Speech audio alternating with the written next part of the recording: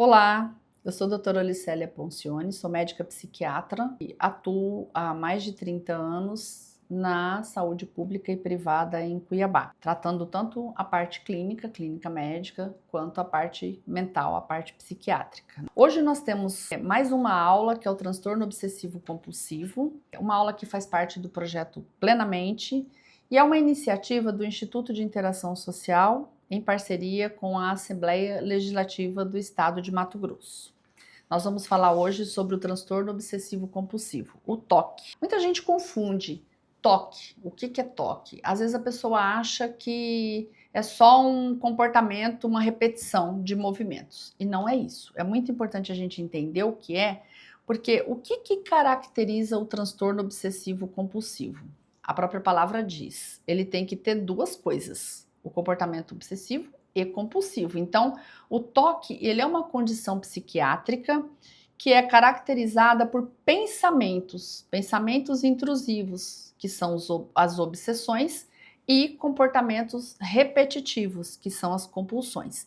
E isso tem que gerar sofrimento, tem que causar um comprometimento no funcionamento diário da vida do indivíduo. Normalmente, esse comportamento, essa repetição de movimento, ela vem acompanhada de um pensamento. E se eu não fizer, algo ruim vai acontecer. Ou, sei lá, minha mãe vai morrer, alguma coisa ruim vai acontecer. Então, esse pensamento ruim, ele é um pensamento obsessivo, é um pensamento que a pessoa realmente ela não quer pensar, ela não consegue se livrar dele e ela acaba repetindo os movimentos para amenizar o quadro.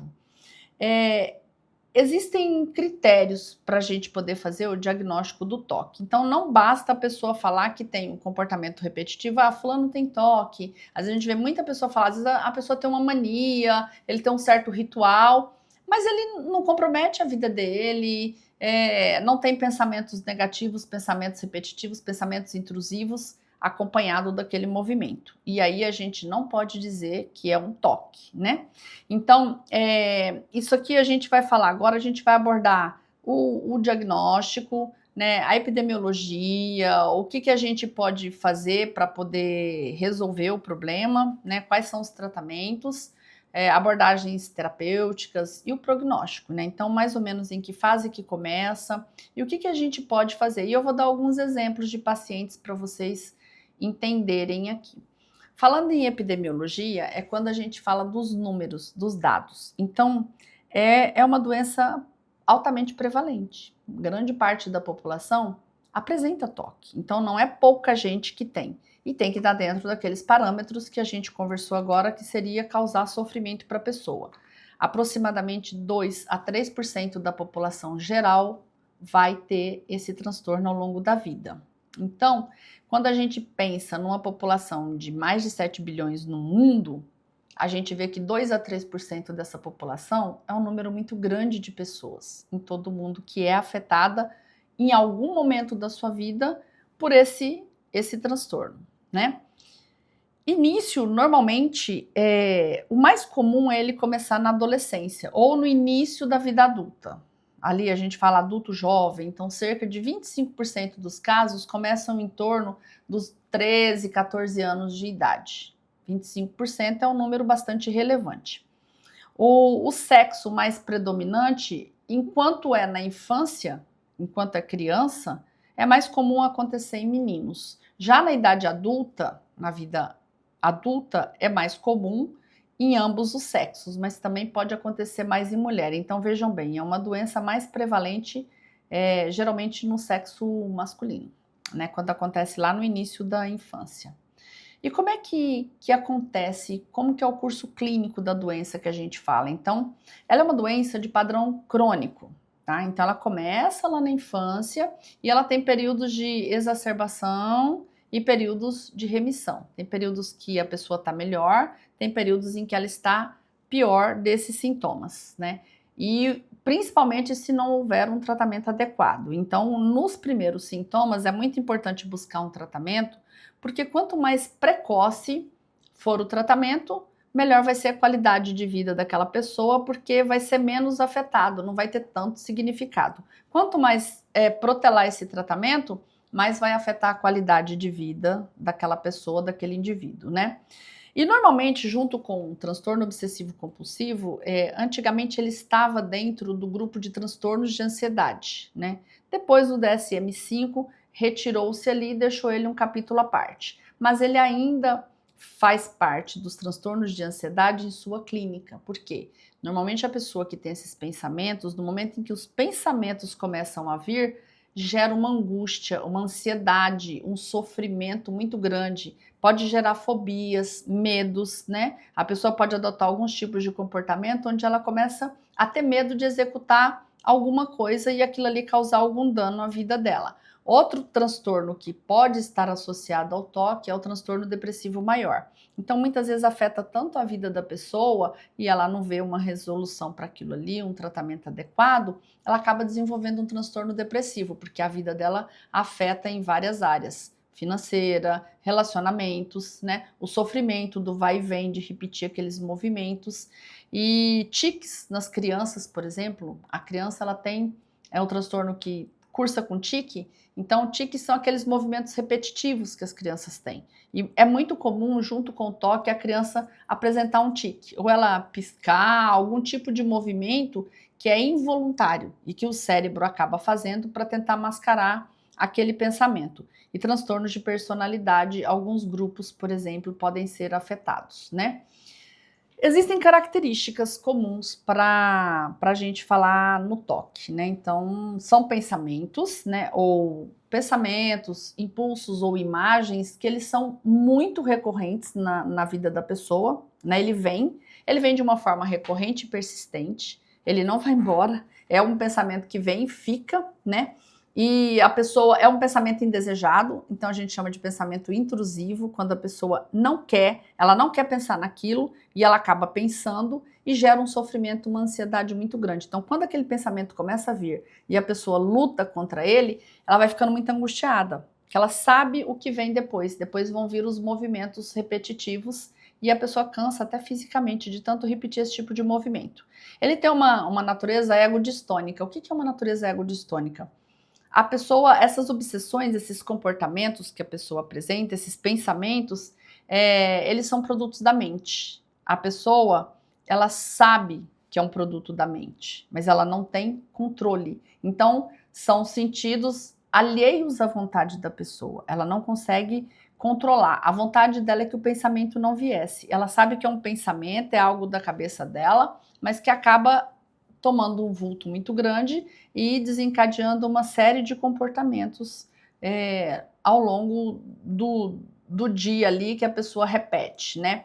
E o que ela faz? Então, outra característica, então tem, o pensamento vem, a pessoa sabe que o pensamento não é dela, né? Que é um pensamento intrusivo, apesar do pensamento estar ali na cabeça, não é algo real, e ela tenta neutralizar o pensamento. Então, às vezes, ela adota alguns comportamentos de querer ignorar, neutralizar, com algumas ações. E muitas vezes a ação para neutralizar aquele pensamento é a compulsão. Então, ela começa a tentar reduzir o pensamento fazendo um movimento repetitivo, certo? Que reduz a ansiedade. Eu vou dar um exemplo para ficar mais claro. A pessoa sai de casa e ela pensa, nossa, será que eu fechei o gás? Aí o pensamento fica, não fechei. Mas se eu não fechei o gás, pode ser que a hora que eu voltar, a casa pegou fogo, teve uma explosão. Então, para minimizar esse pensamento, o que ela faz? Ela volta em casa e vê se fechou o gás. Aí ela vai lá, olha, tá fechado. Então, ali, aparentemente, era para resolver o problema. Mas quando ela sai, ela fala, mas será que eu fechei mesmo? Será que eu olhei certinho? Então, ela vai lá até o caminho pensando, não, mas eu não sei, eu não tenho muita certeza. Será que o gás está fechado? Ela acaba voltando e faz isso várias vezes. A mesma coisa. Será que eu tranquei a porta? Então, a pessoa deita. E se eu não tranquei a porta? Um ladrão pode entrar, alguma coisa pode acontecer, alguém entra, faz um mal para minha família, a pessoa levanta, vai lá e certifica se a porta está fechada. Ela testa, a porta está fechada. Quando ela volta, o pensamento acompanha a cabeça dela, ela chega, deita e pensa, mas será que está trancado mesmo? Será que eu olhei certinho e eu testei ali? Será que quando eu testei eu não destranquei a porta? Então ela acaba voltando e testando se essa porta está aberta ou fechada. Então esse movimento são tentativas de neutralizar o pensamento.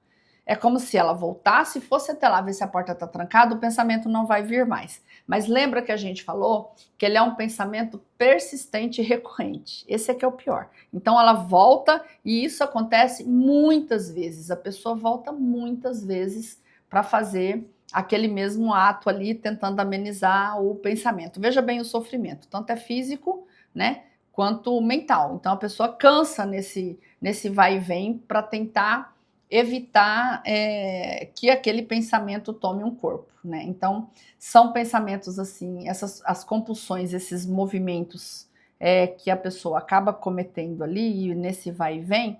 Então, por exemplo, só para frisar mais, os comportamentos repetitivos, como lavar as mãos, né, são muito comuns.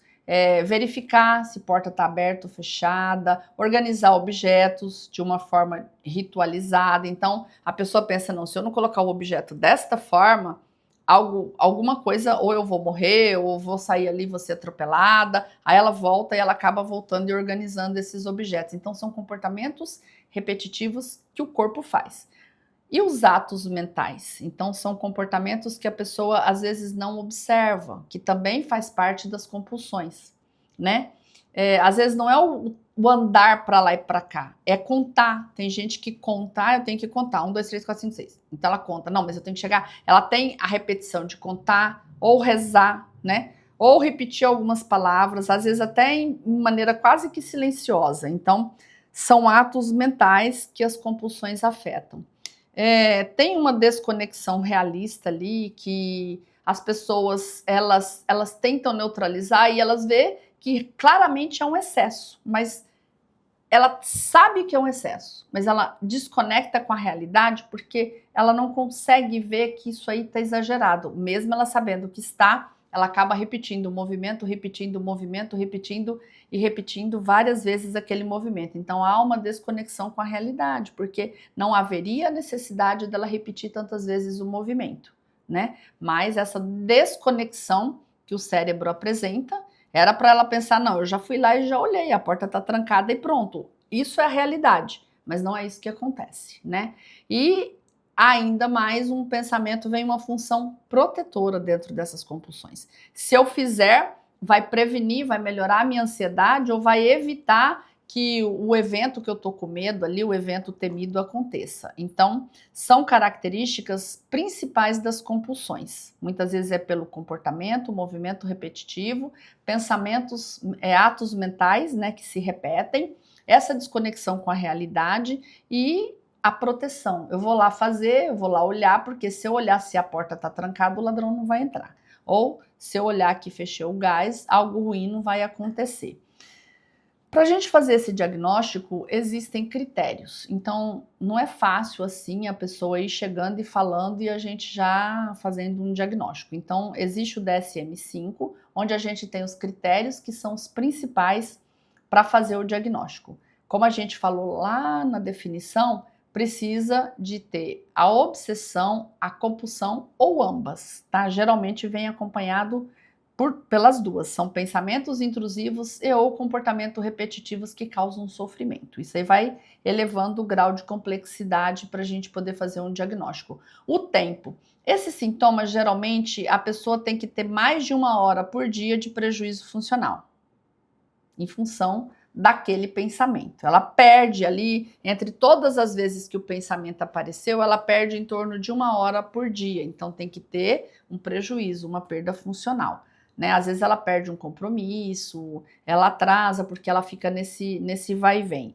Precisa excluir causas médicas, causas orgânicas. Então precisa excluir efeitos colaterais de alguns medicamentos. Então tem medicamentos que causam, ou substâncias, né, até algum tipo de droga, que causa essa inquietação, que a pessoa fica andando e alguns pensamentos. Então tem que excluir tanto doenças quanto efeitos colaterais de medicamentos. O médico tem que fazer essa pergunta para saber se a pessoa está fazendo uso de alguma coisa. Fazer um diagnóstico diferencial entre principalmente transtorno de ansiedade, né? as ruminações na depressão. Então, a depressão, ela também traz esses pensamentos ruminantes, esses pensamentos intrusivos, negativos, e é muito importante a gente fazer o diagnóstico diferencial. Às vezes a pessoa não tem toque, ela tem essa alteração de pensamento e ela está com transtorno depressivo. Por isso que um psiquiatra precisa ser consultado para ele fazer todos esses critérios e ele fazer uma avaliação por completo no paciente e dizer, olha, você tem um transtorno de ansiedade generalizada ou você tem um transtorno depressivo, esses pensamentos fazem parte do critério diagnóstico de transtorno depressivo, ou realmente você tem um TOC, transtorno obsessivo compulsivo, e todos eles são tratados de formas diferentes. Por isso que é importante ter um diagnóstico assertivo, né? Os especificadores do TOC. Então, assim, tem coisas que a gente avalia para ver o grau, o prognóstico que a gente chama, né? Se o paciente, se os sintomas, ele reconhece, ele tem insight de que aquilo ali é o pensamento dele, então é um prognóstico bom se ele reconhece que é um pensamento e não é algo real. É dele, não é um pensamento real, é crença. Então isso aí às vezes, e são pensamentos falsos, é mais fácil de tratar. Quando a pessoa tem pouco insight, vai se tornando mais difícil de tratar, ou seja, ela começa a acreditar que aquilo ali é verdadeiro. Então, não é algo da minha cabeça, é verdadeiro. E ela começa a fazer a associação com algum fato que acontece. Então, já vai prejudicando o tratamento do toque.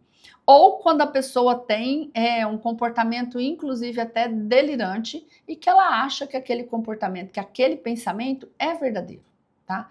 Isso aí acaba tendo um tratamento mais complexo, a gente tem que usar antipsicóticos, porque a pessoa começa a ter como se fosse umas alucinações. Ela acredita que aquilo é real, e na verdade não é. Então, é um delírio, né? Na verdade, a pessoa acaba ficando num quadro delirante ali. Então, ele pode evoluir de uma forma muito grave, né?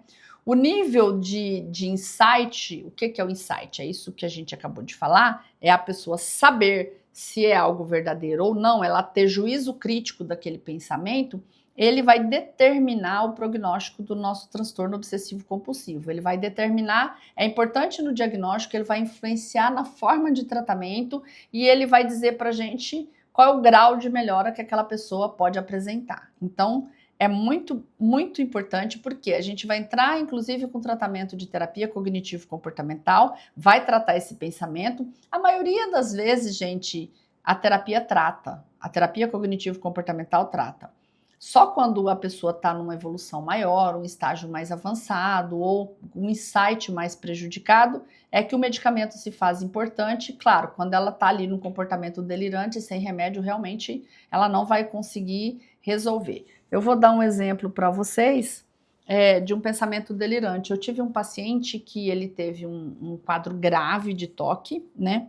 E durou muito tempo, muitos anos. Inclusive, eu acho que ele ainda tem. Até hoje ele não parou de tomar o remédio, ele tem medo de parar de tomar o remédio e voltar aos sintomas. Como foi que esse quadro desse paciente se desenvolveu?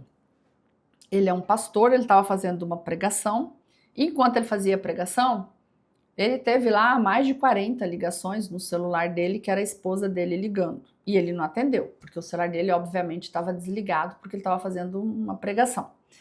Quando ele foi atender o telefone, que ele ouviu as mensagens, o filho dele tinha morrido atropelado. E a esposa dele estava ligando, desesperada para passar essa notícia, e ele precisava voltar rapidamente para ficar com a família. Ele estava em uma cidade fora da cidade dele. Com isso aí, ele já tinha alguns sintomas do toque, mas eram extremamente leves, aquela coisa de lavar a mão com muita frequência, mas isso aí levou ele a ter um sofrimento tão grande em relação ao toque, ele desenvolveu pensamentos assim, de tudo em todos os lugares ter sujeira. Ele não conseguia, quando ele viajava, ele não conseguia, ele é um pregador que ele trabalha com... ele viaja pregando nas cidades, então a maioria das cidades que ele viajava, ele não conseguia sentar em lugares, ele não conseguia deitar na cama, porque a cama podia estar contaminada, e ele acreditava que ali tinha contaminação, tinha micróbios que outras pessoas deitaram, ele não tocava em nada, né?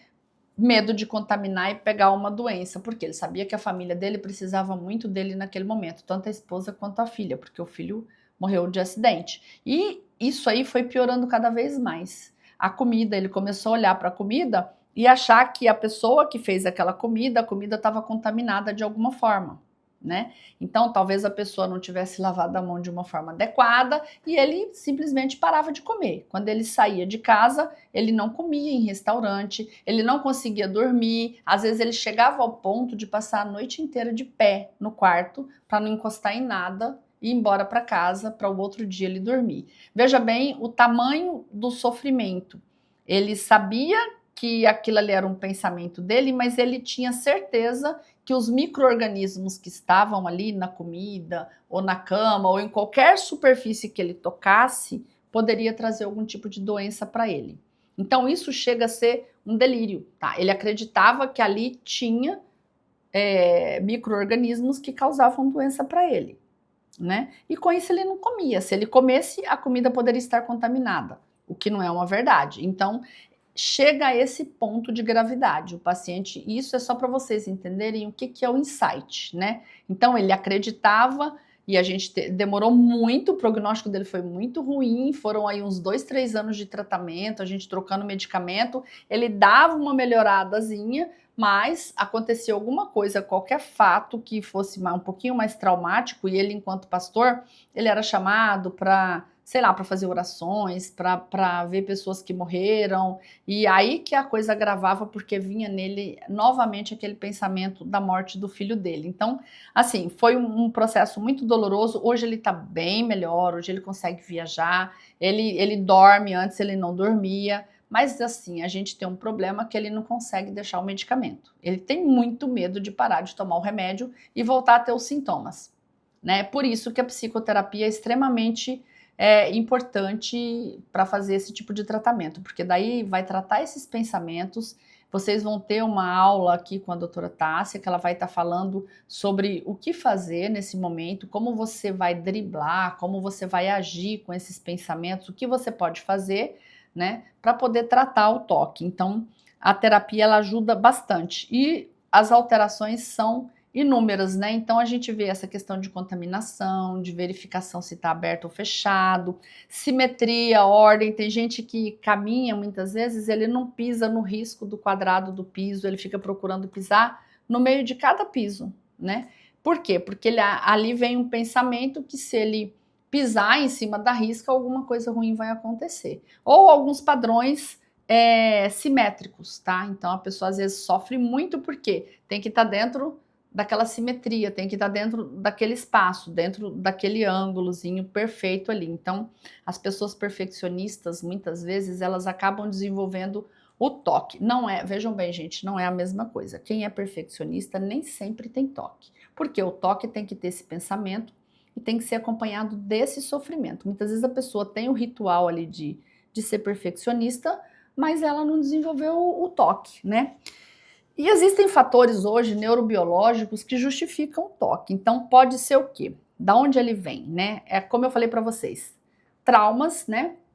Mas ele pode estar envolvido ali e tem estudos mostrando que tem fatores genéticos associados. Então, parentes de primeiro grau têm grande probabilidade de desenvolver, né?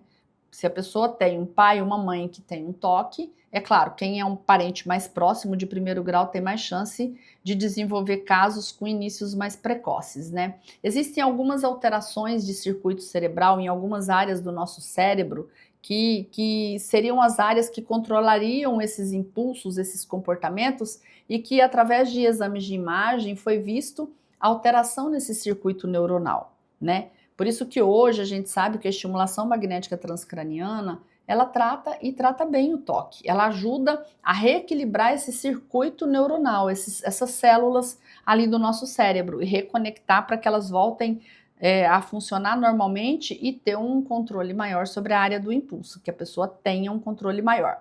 Outro fator envolvido são os neurotransmissores cerebrais. Então, tá muito envolvida ali com dopamina, com serotonina. Então, essas substâncias elas também acabam, quando estão alteradas, ou em receptores, ou em quantidade, os neurotransmissores também estão envolvidos na gênese do toque, né?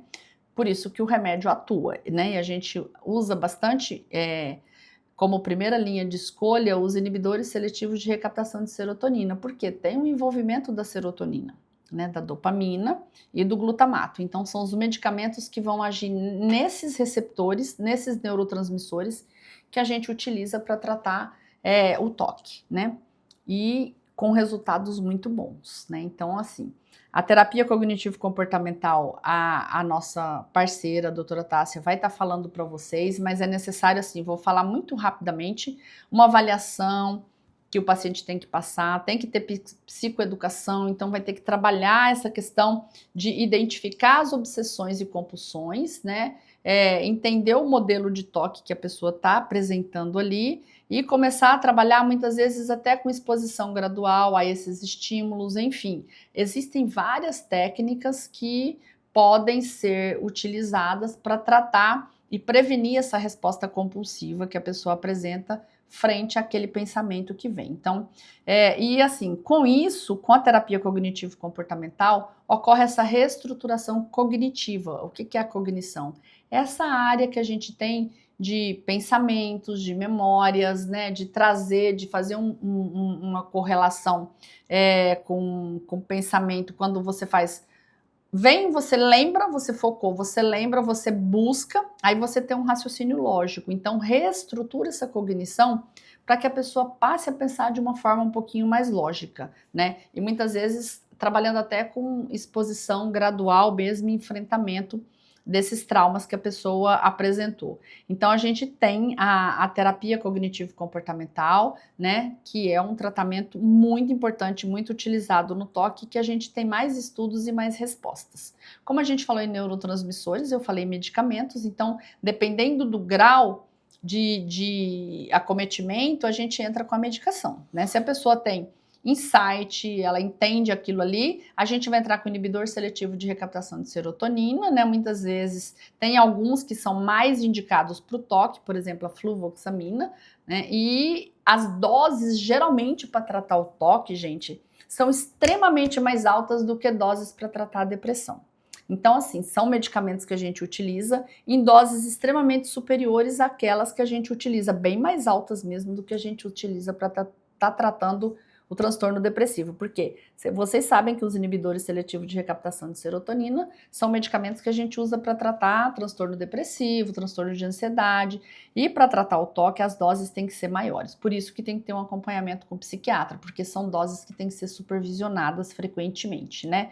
No caso de não ter insight e acreditar nos pensamentos, e isso aí acabar se tornando um quadro delirante, a gente precisa entrar com antipsicóticos, né? Normalmente a gente utiliza a risperidona, o aripiprazol, e principalmente em casos mais refratários, casos mais crônicos, a gente combina essa terapêutica aí.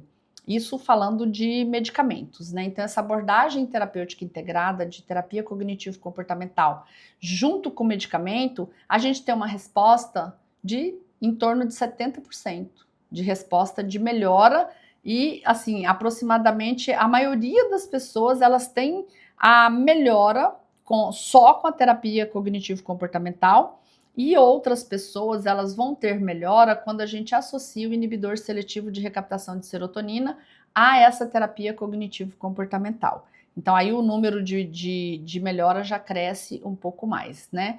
Quando combina as duas, já vai para 85%. Quando a gente utiliza só uma, por exemplo, só TCC, em torno de 70%, quando a gente utiliza só medicamentos, fica em torno de 60%, e quando a gente associa as duas técnicas, a melhora já sobe para 85%. Quando não responde a isso aí, é porque provavelmente o paciente já está apresentando, ele tem um prognóstico mais ruim, e a gente vai ter que entrar com outros medicamentos associados aí para poder fazer o tratamento. Ou técnicas mesmo hoje mais modernas de estimulação cerebral, né? Que é a psiquiatria intervencionista, que são técnicas de corrente contínua, estimulação magnética transcraniana, né? Que a gente tem e que tem estudos mostrando com comprovação científica de melhora acentuada nos sintomas desses quadros mais refratários. Então, vamos falar um pouquinho quando os casos são refratários, né? A gente falou da combinação de medicamentos, mas quando são refratários, a gente precisa ter uma otimização dos medicamentos, né? Ou fazer troca, ou colocar um potencializador ali, enfim, utilizando o potencializador, a gente faz com que o medicamento haja em receptores e de forma mais acentuada, né? Associar os antipsicóticos atípicos, eles também atuam como potencializador dos inibidores seletivos, né? E eles tratam aqueles pensamentos sem insight. Intensificar a terapia cognitivo-comportamental, às vezes a pessoa está fazendo aí uma sessão por semana ou duas, a gente pede para intensificar, para fazer mais. Fazer terapia de grupo, terapia familiar também ajuda bastante quando tem indicação.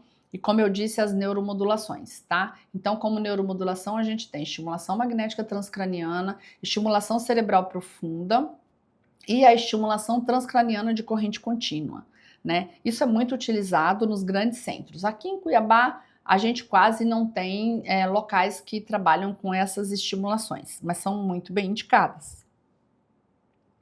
Prognóstico, como a gente falou, existem fatores de bom prognóstico. O que é o prognóstico? É eu dizer para você se você tem uma chance de melhorar mais rápido ou não. Vai demorar um pouco mais ou não. Então, quando é melhor prognóstico, bom prognóstico, é quando os sintomas se iniciam mais tardiamente na vida adulta, né? Ou seja, quando começa lá na infância, é sinal de mau prognóstico. Quando a pessoa tem insight, né, que ela sabe da natureza dos pensamentos dela, isso é um bom prognóstico. Então ela sabe que aquilo ali é coisa do pensamento. Ou quando ela responde mais rapidamente ao tratamento farmacológico, medicamentoso. A gente prescreve um medicamento e logo nos primeiros meses a pessoa volta pra gente falando que teve uma boa resposta, teve uma boa melhora. Então é sinal que rapidamente ela vai apresentar uma melhora daquele quadro. Quando não apresenta comorbidades psiquiátricas associadas, como a depressão, um transtorno de ansiedade generalizado mais grave ou outro transtorno, e quando ela tem um bom suporte social e familiar. A família é muito importante no tratamento, gente, é muito importante a gente abraçar essa pessoa, ajudar, entender, acreditar no tratamento e não criticar, né?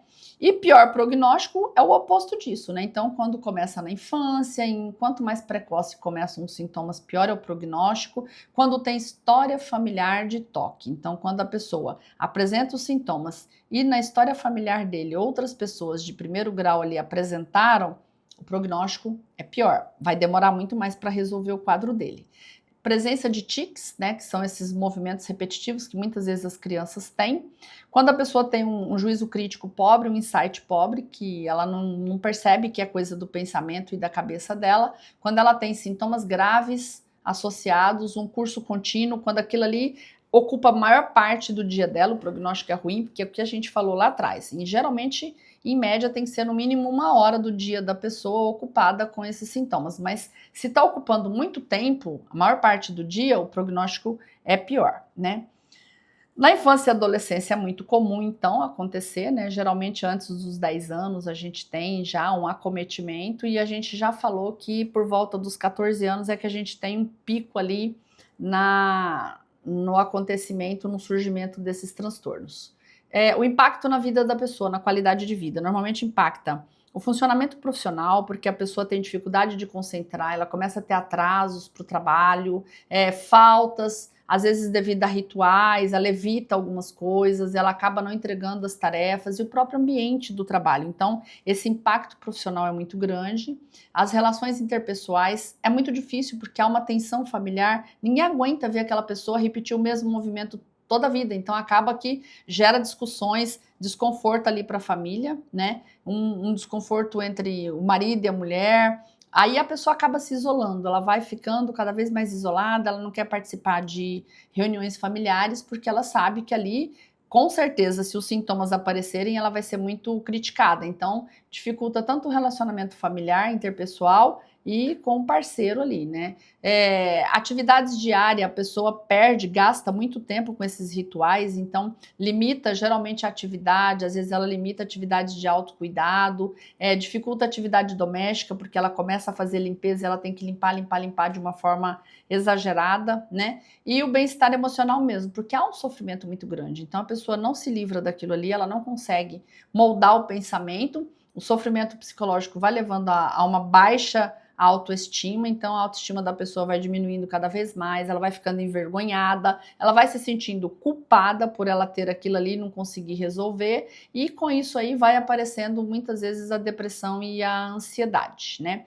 Então, por isso que a gente fala que a ajuda familiar é muito importante nisso aí, porque a pessoa tem que ter esse apoio, essa rede de apoio, para que ela consiga melhorar. E às vezes a terapia familiar ajuda nesse sentido de psicoeducação, né? Tanto com a família quanto com, às vezes, terapia de grupo, às vezes até no próprio trabalho, palestras, enfim. Quanto mais a pessoa conhece, mais ela vai saber lidar com aquilo ali. Então, essas intervenções familiares e sociais ajudam muito na melhora da pessoa, né? Os apoios, o grupo de apoio que a gente chama rede de apoio, né? Então, quando a pessoa tem uma rede de apoio bem estruturada, com certeza ela tem uma chance maior de ter uma melhora mais rápida, mesmo que seja um quadro mais grave, né? E assim, geralmente a gente não leva esse paciente para internação, ele não chega aí para o hospital, até porque tem muito medo de contaminação também. Na pandemia, por exemplo, houve um aumento muito grande, né, dos sintomas de toque por conta de ter que ficar lavando a mão, risco de pegar doença. Então, muitas pessoas que já tinham a genética ou já tinham tido alguns sintomas ali, eles acabavam desenvolvendo o transtorno de uma forma bem maior e às vezes bem mais graves. Então, é importante às vezes a gente fazer palestras, materiais educativos, ou seja, a psicoeducação, ela ajuda em todos os sentidos, em todas as patologias, em tudo que tiver ali, até tem pacientes que fazem associação realmente assim, com esses transtornos, aquelas associações de grupo, né? E é muito importante, gente, a empatia, o entendimento. Se coloque no lugar da pessoa. Aí é o primeiro passo para você poder estar ajudando. Então, entenda que aquela pessoa está em sofrimento. A partir desse momento, você já começa a ajudar entendendo que é um sofrimento, que isso aí não depende da vontade da pessoa. São alterações neuroquímicas cerebrais. Eu já falei para vocês aqui anteriormente as alterações que a gente tem de estrutura cerebral mesmo. Então é muito importante a gente entender que é uma doença, que tem tratamento e que pode e deve buscar ajuda. E que a pessoa está em extremo sofrimento em todas as áreas. Certo? Espero que vocês tenham gostado até aqui. E a doutora Tássia vai estar falando um pouquinho aí do que fazer, o que a gente pode, qual o manejo, né? Como a gente vai agir nesses pensamentos e nesses momentos. Ela vai dar algumas dicas para vocês. E eu agradeço a presença de vocês até aqui. Um grande abraço e até a próxima. Olá, eu sou a Tássia Camargo, sou psicóloga clínica, especialista em terapia cognitivo-comportamental e atuo na área clínica com pessoas neurodivergentes. O Projeto Plenamente me convidou novamente para explicar algumas estratégias baseadas em evidências que nós usamos em psicoterapia para ajudar no tratamento do transtorno obsessivo-compulsivo, o TOC. Bom, primeiramente, uma das principais abordagens que a gente usa na terapia chama EPR, Terapia de Exposição e Prevenção de Resposta. Essa técnica envolve expor a pessoa de forma gradual a situações, a pensamentos que desencadeiam as obsessões, que a gente chama, né? Para evitar os comportamentos compulsivos. Então vamos pensar assim, se a pessoa tem TOC, ela vai vai ter pensamentos intrusivos, pensamentos obsessivos, ideias obsessivas, né? Então, obsessão é sempre de pensamento, tá? E vai ter comportamentos para evitar pensar essas coisas, né? Então, vamos pensar assim, é comum aparecer um paciente que tem toque de contaminação, por exemplo. Então, ele vai lavar muito as mãos por medo de contaminação. Como que isso se dá na cabeça da pessoa, né? Pula pensamentos intrusivos na cabeça dele de que ele vai se contaminar, de que as bactérias vão... Enfim, cada um vai ter um jeito muito específico e individual e um motivo muito específico para ter aqueles pensamentos, tá? Muitas vezes são pensamentos que a literatura chama de pensamentos bizarros mesmo, né?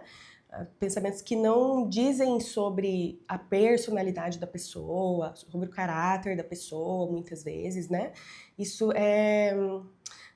Mas por serem pensamentos bizarros, muitas vezes a pessoa fica muito ansiosa, muito confusa, né? Por que eu tô pensando essas coisas? Nada a ver eu pensar isso. Enfim, eu tive uma paciente que tinha pensamentos intrusivos de que ela ia jogar a filha para fora do carro quando ela estava dirigindo. E aí ela começou a fazer o quê? Qual foi o comportamento, né? Evitar levar a filha para a escola, para os lugares onde ela tinha que dirigir sozinha com a filha. Para evitar esses pensamentos, antes de sair, então ela fazia alguns rituais, tipo algumas orações específicas, e aquilo foi começou com uma frequência mais baixa, e de repente começou a aumentar a frequência, ficar mais intenso, o medo maior, enfim, é bem difícil, é muito sofrimento para quem tem TOC. Transtorno que antes era considerado ansiedade, mas hoje já ganhou um nicho próprio ali no DSM por ser tão complexo. Então não é tão simples de trabalhar. A EPR, a exposição e prevenção de resposta, né? Tem a ideia de expor o paciente devagar aos seus medos. Então, se a pessoa tem medo, por exemplo, de ser contaminada, através da terapia, no momento da sessão, a gente vai expondo gradualmente a pessoa. Primeiro a gente começa com pensamentos, imagens mentais, a gente faz exercícios de relaxamento para diminuir a ansiedade da pessoa quando tem esses pensamentos, até o enfrentamento, até a exposição. Então, se a pessoa tem medo de contaminação, a gente vai basicamente ensiná-la a perder esse medo, entrando em contato com o perigo, que representa perigo para ela, né? Mas isso tudo é muito devagar, é com acompanhamento, diferente de você se expor de forma radical, que pode até gerar algum tipo de trauma, enfim, e piorar o quadro do TOC, né? Então, a psicoterapia, ela auxilia nesse acompanhamento do sofrimento. Outra estratégia da TCC, que é muito importante, é a reestruturação cognitiva. O que é isso, né? A gente trabalha para identificar e desafiar os pensamentos disfuncionais ou catastróficos da pessoa, pensamentos relacionados ao TOC. Então, ao questionar a validade dos pensamentos, substituir por interpretações mais realistas, o paciente vai entendendo racionalmente o que acontece com ele, né, através de psicoeducações, exemplos, e, consequentemente, vai diminuindo o medo de se expor, até chegar ao momento de se expor. Então, além dessas estratégias, que são as principais, a gente usa também técnicas de mindfulness, né, que traduzido para o português fica como atenção plena. Então, ajuda a pessoa a ficar mais presente no momento, reconhecer as próprias emoções e os pensamentos intrusivos que aparecem, né, e, consequentemente, diminuindo as compulsões. O tratamento para TOC precisa ser associado com medicação, como a doutora Alicélia já explicou. Então, tem inibidores da recaptação da serotonina que ajudam, entre outras classes de medicações. Que aí o psicólogo profissional, encaminha para um psiquiatra, de preferência especialista no assunto, para indicar a melhor medicação no caso. A terapia combinada, né? Psicoterapia com farmacologia tem maiores evidências de sucesso hoje no tratamento do TOC. É um assunto complexo, é um transtorno complexo de tratar, de viver, mas não é impossível, né? Hoje eu tenho pacientes que, com menos de 1 ano de tratamento, cessaram os episódios obsessivos e compulsivos e olham para trás, inclusive, e pensam como é que eu pude agir desse jeito, pensar desse jeito, né? Então, TOC é um transtorno que tem cura, dá para fazer a remissão, mas é complexo e quanto mais a gente demorar para procurar ajuda, mais difícil vai ser para tratar, né? Então, uma coisa que começou há 1 ano já é mais difícil de tratar do que uma coisa que começou há 1 mês, né? Então, procura ajuda, não demore, não tenha vergonha, suspeite, né? O cérebro, ele é assim mesmo, ele faz conexões e o cérebro, ele é assim mesmo, ele vai fazendo as conexões e vai fazendo doenças, vai fazendo saúde. E o interessante da terapia é que a gente tem a possibilidade de se conhecer um pouquinho desse funcionamento do universo que é o cérebro de cada um. Então é isso, muito obrigada por chegar até aqui e até a próxima aula.